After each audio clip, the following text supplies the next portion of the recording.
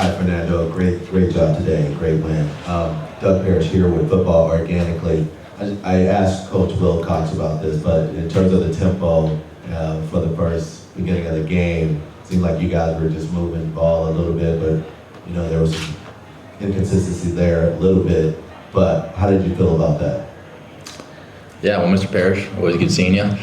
But second of all, especially in the first drive, because the second drive we scored, but the first drive, I put that on me. It was a little bit of anxiety for everybody. We've worked so hard. We've done so many walkthroughs. So when the game came, it was a little bit of like nervousness. But then after that, we're like, hey, we do this. We're the better team. Respect to them, but we're the better team. We're a well-oiled offense. We're going to get this, and we're going to go and do tempo, and we're going to score. Because that's what our offense thrives off of. It thrives off of energy, passion, and tempo. So when we have the tempo, we can get the defense misaligned. All our offensive players are very sharp, can make their reads very quick.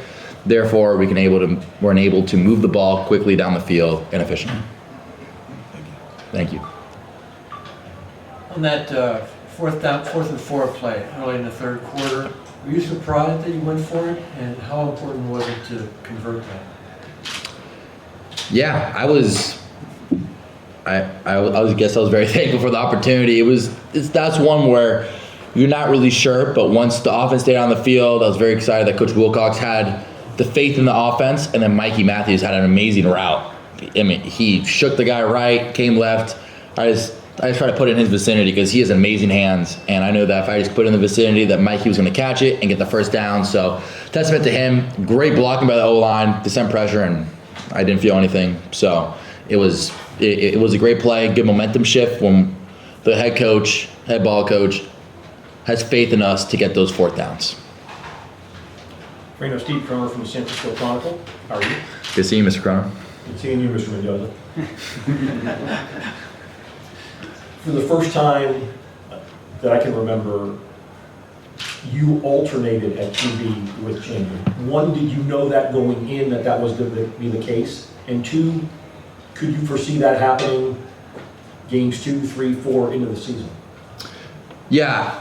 Coach Blesh, Coach Wilcox, Coach Gilbert, they're very transparent coaches. So they let us know prior to game day that we're going to be alternating in some type of way and fashion. They tried to do it that wasn't every drive just because it's difficult to get a rhythm and flow. But that's like you said, I mean, that's more of a Coach Wilcox question. Whatever opportunity I get, I'm happy to be on the field and I'm going to make the most of it. So whether I'm rotating, whether I'm the guy, if I'm not the guy, whatever I can do to help the team win, whatever opportunity I get, I'm going to make sure that I maximize it and help my teammates. Jim Gobert Insider. Fernando, what's the story with the Wyckoff jersey you got going there? Yeah, always good seeing you, Jim. So it's a Wyckoff jersey. A lot of people don't know this, but he was banged up earlier in the week. And our starting center, Will McDonald, one of my best friends, he went down, unfortunately. And Wyckoff, although he was injured, stepped up to that starting role. And mid-game, he got injured or banged up a little bit, and he had the fortitude and mental toughness to come back in the game. And that's someone that doesn't get enough love, especially with all the O-line. We got Rush, TJ, we got Bastion, we got Nick, who battled through injury. We have all those guys, and I could go on and on about everybody else. But yeah, I just want to show appreciation and support for him being able to battle through that injury. And whether it was major, which hopefully it wasn't, or minor, or whatever it shall be, it's just the mental fortitude that although we're up 20 points on UC Davis, that he still wants to be in there with us. With a couple starting offensive linemen and a couple starting receivers out, did that contribute to sort of the disjointed nature of the offense today? You guys struggle to push the ball down the field consistently. Is it affecting your rhythm? Kind of mixing and matching with guys that maybe are experienced, but you haven't played together much in fall camp? Yeah, back when fall camp started, since Chandler and I, we were rotating and competing along with CJ Harris and Belai Brummel and EJ, I got a lot of reps with every receiver group, which was a blessing looking back at it. And that is something that I was able to give a great connection with Isaiah Hunter, who started out at the threes the start of fall camp, and now he was catching back shoulders down the field. He saved my butt on that shallow catch. So being able to have chemistry with those guys probably wasn't as much I've had with Tobias and Keon, truthfully, but I still have a ton of confidence in those guys. And I think it's more of just playing the game. We played against our guys so long, and having the game and be like, okay, we prepared 9 months, we're actually in the game now. It took us a little to settle in, but that momentum's going to carry through Auburn and onto the season, and we all feel very confident in each other. Thomas Dunn, right, California. Fernando, how do you personally self-sustain a rhythm knowing that you're going to actively be pulled in the game, not for performance reasons? Yeah, that's a great question, Thomas.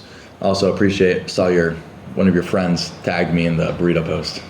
That's love.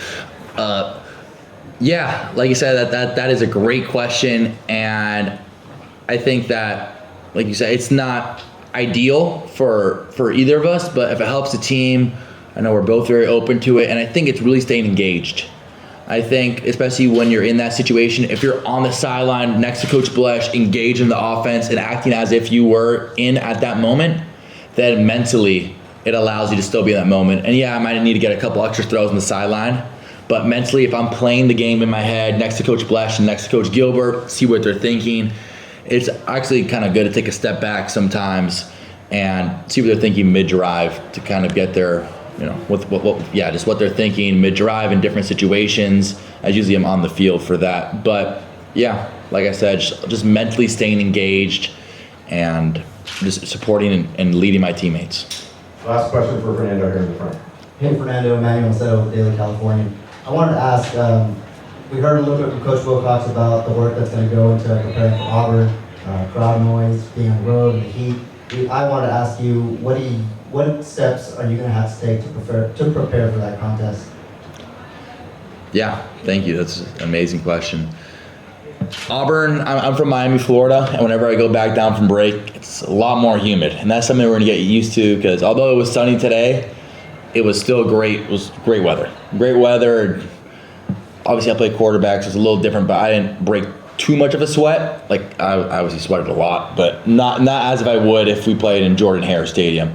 So I think it's getting the extra conditioning after practice, pushing those guys and pushing my teammates to get the extra conditioning. Although it might be hard, that one more lap around the field, that one more gasser, and mentally to have the confidence that we can go out against anybody and execute at a high level. So a lot of learning tape for myself in this game, and that's something confident that we'll be able to fix. And now that we have something to watch against another team and their tendencies and how we work through the iPads in the game, the in-game communication with the helmet, and all the other variables, I think that we're going to be very prepared at Auburn and really excited to play them. Great fans, great team, and great overall atmosphere. Thanks, Fernando.